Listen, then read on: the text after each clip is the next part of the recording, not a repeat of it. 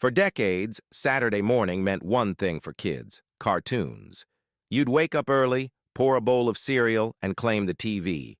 From 8 a.m. until noon, it was uninterrupted animation. Then around 2010, it just stopped. The networks quietly canceled Saturday morning cartoon blocks, and an entire childhood ritual disappeared, without most people noticing. Saturday morning cartoons became a tradition in the 1960s when networks realized kids were an untapped audience.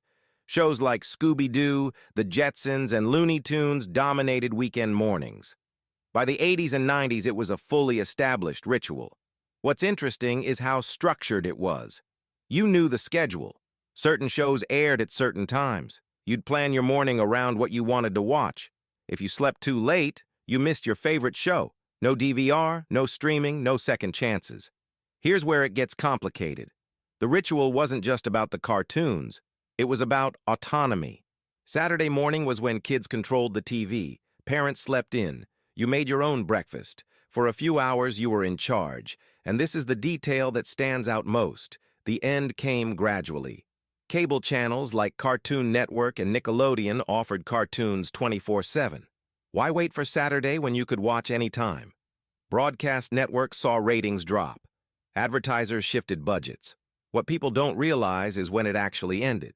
CBS canceled their Saturday morning cartoons in 2013. ABC had already stopped. NBC phased theirs out earlier. By 2014, the major networks had abandoned the format entirely. There was no announcement, no farewell block. Just one Saturday, the cartoons weren't there anymore. Replaced with news programs and educational content nobody watched.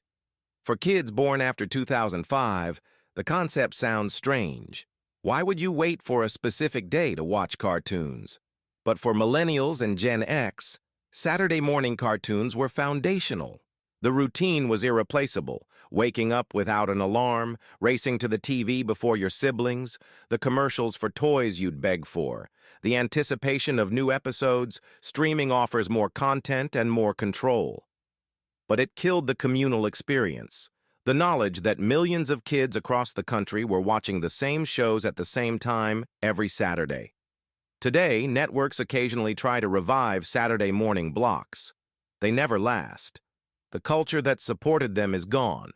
For people who grew up with Saturday morning cartoons, it represents a specific kind of childhood freedom that doesn't exist anymore, when entertainment wasn't infinite, and that made it more valuable. Do you remember the last Saturday morning you woke up for cartoons?